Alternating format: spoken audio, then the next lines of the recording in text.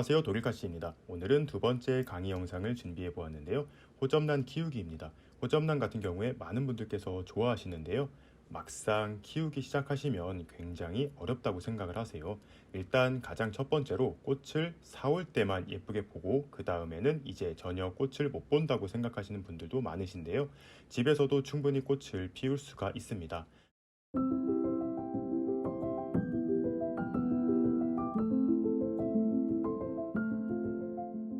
그러면 지금부터 호접란 키우기 그리고 분갈이에서 건강하게 키우는 방법에 대해서 알아보도록 하겠습니다. 일단 가장 첫 번째로 건강한 호접란을 사오시는 게 중요해요. 지금 한번 볼게요.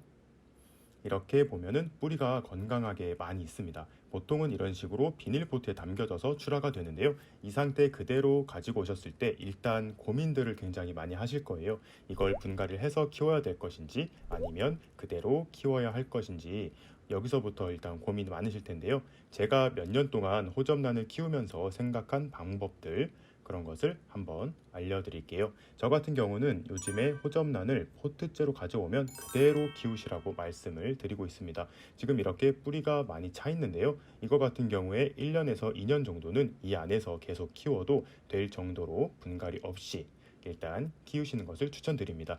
여기서 한 1년 정도, 2년 정도 키우다 보면 뿌리가 더 많이 이렇게 돌게 되는데요. 그때 분갈이를 해주셔도 늦지 않습니다. 그리고 꽃을 보시면 이렇게 상처들이 많이 보일 때가 있어요. 그런데 이 꽃은 사실 이쁘면 이쁠수록 좋고 깨끗하면 깨끗할수록 좋지만 출하되는 과정에서 상처가 생길 수는 있어요. 그리고 화원에서 판매되면서도 시간이 지나면서 변색이 되거나 상처가 생길 수도 있는데요. 이런 꽃의 상처는 크게 개의치 않으셔도 좋습니다. 꽃은 어차피 한번 지고 말 거기 때문에 꽃보다는 일단 첫 번째로 뿌리를 보시고 그 다음에 잎을 보시는 것이 중요해요. 잎이 이렇게 딱딱하고 초록색을 유지하면서 잎장수가 많으면 많을수록 좋습니다. 보통은 4장 이상 되면은 굉장히 좋고요. 물론 품종에 따라 다르기도 하지만 6장 이상 달려있는 것도 있으니까요. 최대한 잎이 많고 싱싱한 것을 고르시는 것이 중요합니다. 그럼 이제 호접란 선물을 받으셨거나 구입을 하셨을 때 키우는 방법에 대해서 자세하게 한번 알아보도록 하겠습니다. 보통 이렇게 비닐포트로 선물이 들어오면 분갈이를 하지 마세요. 일단 처음 키워보시는 분들은 물을 어떻게 줘야 되는지도 잘 모르시기 때문에 물만 사실 잘 줘도 건강하게 키울 수가 있거든요. 그리고 이 호접란 같은 경우에는 착색란이에요. 저희가 일반적으로 흙에서 키우는 그런 식물들이랑은 차이가 있습니다. 이렇게 수태를 이용해서 키우는데요.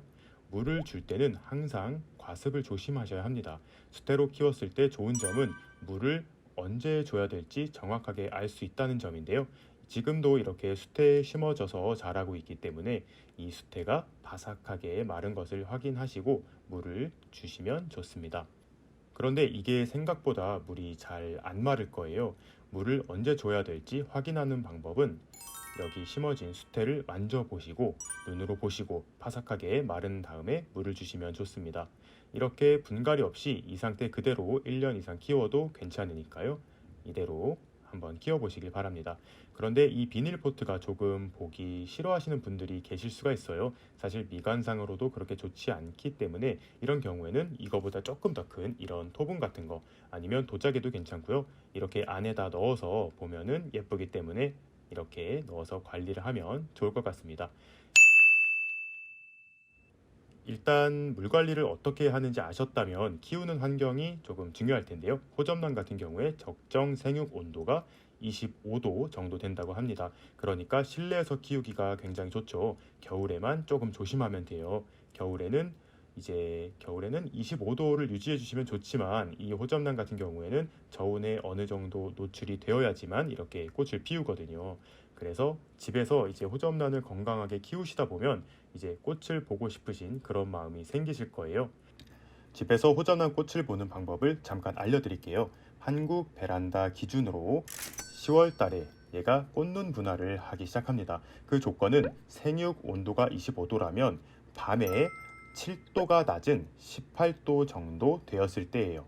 조금 쉽게 설명을 드리자면 밤 온도가 18도, 이제 낮에는 25도가 되는 그 주야 온도차가 7도 정도 나는 곳에서 얘가 한 달 정도 노출이 되면 잎과 잎 사이에서 이렇게 꽃대가 출현하게 됩니다. 그런데 가정에서는 이거를 인위적으로 맞춰주기가 조금 힘든데요. 이게 한국 베란다 기준으로 딱 10월 달에 자동적으로 환경이 맞춰지기 때문에 그냥 봄부터 10월까지는 베란다에 두시고 키우시다가 온도가 더 낮아지는 한겨울이 됐을 때 이제 꽃대가 올라온 다음에는 실내로 잠깐 들이시는 게 좋습니다.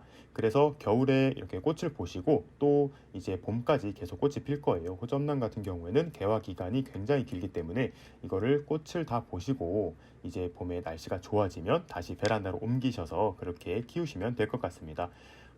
호접란을 1년에서 2년 정도 키우시다 보면 어느 정도 노하우가 생기실 거예요. 그럼 이제 호접란을 건강하게 키울 수 있게 되었고 집에서 꽃도 한번 피워보셨다면 그 뒤에 분갈이를 시도하셔도 좋은데요. 호접란을 키울 수 있는 식재는 크게 두 가지로 나눠 볼 수가 있습니다. 지금 이렇게 보시면 수태가 있고요. 이거는 바크입니다. 그런데 이 바크 같은 경우에는 호접란 혹은 다른 착색란을 키울 때 많이 이용이 되는데요. 이거를 이용하려면 호접란의 이 묵은 수태를 다 제거해야 됩니다. 그렇게 되면 호접란 뿌리가 상처를 입을 수밖에 없겠죠. 그래서 처음 키워보시는 분들은 이 수태를 제거하지 않고 수태를 이용해서 심어 가꾸는 것을 추천해 드리고 있습니다. 그래서 바크는 나중에 이용을 하시고요. 오늘은 이 수태를 이용한 호접란 분갈이를 한번 해보도록 하겠습니다. 자, 이제 호접란 분갈이를 시작해 보도록 하겠습니다. 필요한 준비물은 토분이 가장 좋아요. 물론 플라스틱 화분도 괜찮고 옹기 화분도 괜찮고 본인이 원하는 어떤 화분을 사용해도 좋지만 일단 수태를 이용해서 키울 거기 때문에 화분 표면으로 수분을 조금 증발해서 과습을 막아줄 수 있는 토분을 선택하면 좋습니다. 그리고 이렇게 호접란을 비닐포트에서 꺼낼 건데 이거는 잘 벗겨지지 않을 수가 있어요. 지금 뿌리가 많이 들어있기 때문에 벗기기가 조금 힘이 들 텐데요. 이거를 가위를 이용해서 이 비닐포트에 칼집을 조금 내주신 다음에 벗기시면 됩니다.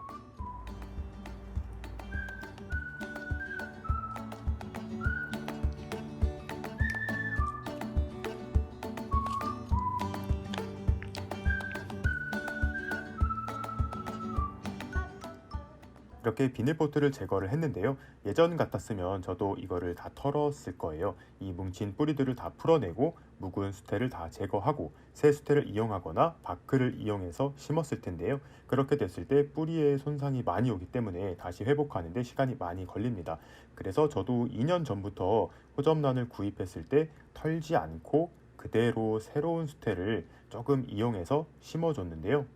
아무 문제 없이 오히려 더 데미지를 입지 않아서 그런지 더 잘 커주더라고요. 그래서 굉장히 쉽게 분갈이를 할 수가 있는데요. 이렇게 호접란 포트를 제거한 거를 화분에 한번 넣어 보세요. 사이즈는 이렇게 기존의 호접란을 넣었을 때 사이드로 한 2cm 정도, 1.5에서 2cm 정도 되는 공간이 남는 것을 선택하시면 좋습니다.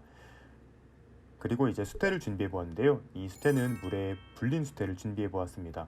일단 요즘에는 수태를 굉장히 구하기가 쉬워요. 예전 같은 경우에는 이 수태 구하기가 굉장히 힘들었었는데요. 요즘에는 이렇게 조금씩 소분해서 판매되는 수태가 있으니까 이것을 인터넷에서 주문하시면 될 것 같고요. 대형 화훼단지 같은 데 가셔도 소분된 수태를 팔고 있으니까 이거를 구입하셔서 준비하시면 될 것 같습니다. 수태는 뉴질랜드산과 칠레산이 있어요. 저는 뉴질랜드산 조금 더 추천해 드리고 있어요. 왜냐하면 얘가 색깔이 조금 더 밝고 길이도 이렇게 길기 때문에 여러 가지 이제 심을 때 쉽게 할 수가 있어서 뉴질랜드산을 추천드리고 있습니다. 이렇게 수태가 처음에는 이렇게 바스락바스락 거리는 소리가 나요. 이거를 물에 한두 시간 불리면 이렇게 뽀송뽀송한 상태가 되는데요. 물에 불리신 다음에 물기를 한번 꾹 짜주세요. 저는 지금 물기를 다 한번 꼭 짠 다음에 준비를 해둔 상태입니다. 그래서 호접란을 화분 안에다 넣어 보신 다음에 굉장히 쉬워요. 맨 아래에는 굳이 수태를 넣지 않으셔도 됩니다. 그냥 높이만 맞춰주시고 높이만 맞춰준 다음에 이 남는 공간에만 수태를 넣어줄 건데요. 이거를 어떻게 넣는지가 조금 중요해요. 수태를 헐겁게 넣어줘도 괜찮지만 그렇게 됐을 경우에 이 호접란들이 흔들릴 수가 있기 때문에 이거를 헐겁게 넣지 않고 한번 한 주먹을 쥐신 다음에 물을 한번 또 꽉 짜주듯이 이렇게 뭉쳐줍니다. 물이 조금씩 나와도 상관없어요. 이렇게 꽉꽉 뭉친 이 수태를 이용해서 네 군데에다가 고정을 해준다는 느낌으로 넣어줍니다. 이쪽에 한번 넣어 주시고요. 또 한 주먹을 물을 잘 짜서 이번에는 이 옆쪽에다가 수태를 밀어 넣어 줍니다. 그러면 이렇게 호접란이 딱 고정이 되어 있는 상태가 될 거예요. 이렇게 두 군데 혹은 이렇게 네 군데에다가 이렇게 조금 꽉꽉 뭉친 수태로 고정을 시켜 주신 다음에 남는 부분에다가 이 수태를 살짝 헐겁게 해서 넣어 주시면 됩니다. 그런데 이 수태를 넣으실 때 화분 아래까지 꼭꼭 넣는다는 생각으로 하지 마시고 화분의 반 정도만 수태로 채워주면 되니까요. 이렇게 남는 공간에다가 손가락을 이용해서 수태를 조금씩 넣어주시면 됩니다. 여기도 넣어주시고요. 여기도 이제 빈 공간이 있는데요. 여기도 이제 불린 수태를 이용해서 빈 공간에 화분이 반 정도 찰 수 있도록 잘 채워주시면 됩니다.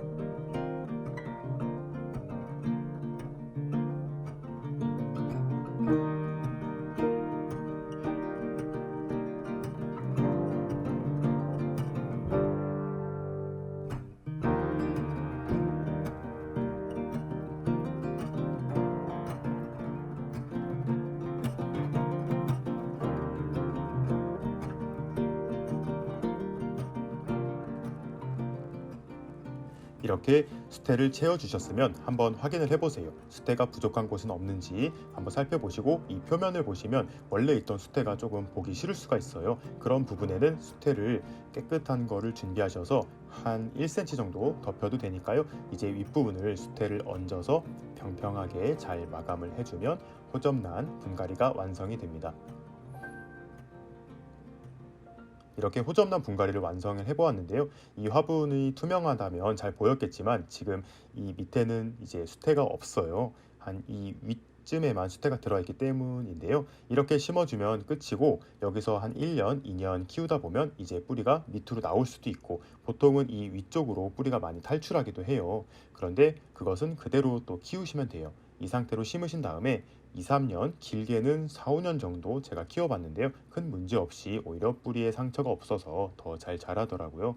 뿌리가 이렇게 탈출해서 자라더라도 얘는 원래 나무나 이렇게 바위 같은 데 붙어 자라는 착색란이기 때문에 그대로 3년, 4년 키워보시는 걸 추천드리겠습니다. 그럼 이것도 이제 물 주는 거 한번 다시 알려드릴게요. 지금은 수태를 이용해서 심었잖아요. 물에 불린 수태를 이용했기 때문에 이 수태가 수분을 충분히 머금고 있는 상태입니다. 그래서 분갈이가 끝난 다음에는 물을 안 주셔도 돼요. 그런데 이 수태를 이제 수태로 심은 다음에 키우시다 보면 다시 이렇게 파삭하게 마른 상태가 됩니다. 그럴 때 물을 흠뻑 주시면 돼요. 그리고 이제 호접란을 키우시다 보면 꽃이 시들게 될 거예요. 그랬을 때 가장 많은 질문 중에 하나가 꽃대를 어떻게 잘라야 되는지에 대해서 질문들을 많이 하시는데요. 꽃대 자르는 방법에는 두 가지가 있습니다. 일단 호접란 꽃대를 보시면 이렇게 마디마디들이 있어요. 밑에도 대나무처럼 마디들을 가지고 있는데요. 이 마디를 자세히 보시면 이렇게 눈들이 있습니다. 이 눈을 기준으로 이 위쪽을 잘라주는 거예요. 가위는 웬만하면 알코올솜이나 불로 소독한 다음에 사용하시는 것이 좋고요. 이 마디를 기준으로 시든 꽃대를 잘라줍니다.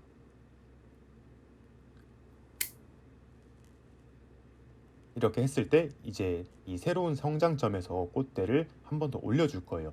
그래서 꽃을 한 번 더 볼 수 있는데 사실 저는 이걸 추천을 드리진 않아요. 이렇게 해서 새로운 꽃을 볼 수 있지만 지금 원래는 이렇게 호접란 꽃이 굉장히 크잖아요. 두 번째 올라오는 이 꽃대에서는 이거보다 확실히 더 작은 꽃을 피우고 호접란 꽃의 개수도 현저히 줄어들 거예요. 왜냐하면 여기서 올리는 꽃대는 기존의 꽃대보다 건강하지 못하기 때문에 조그만 꽃을 피우고 개수도 많이 줄어듭니다.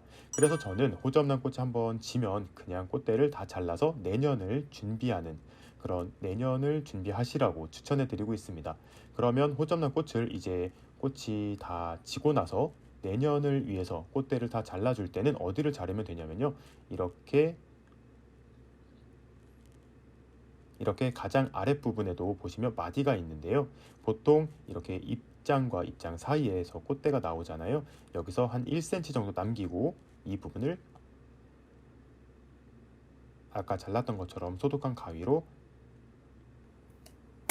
잘라주시면 됩니다.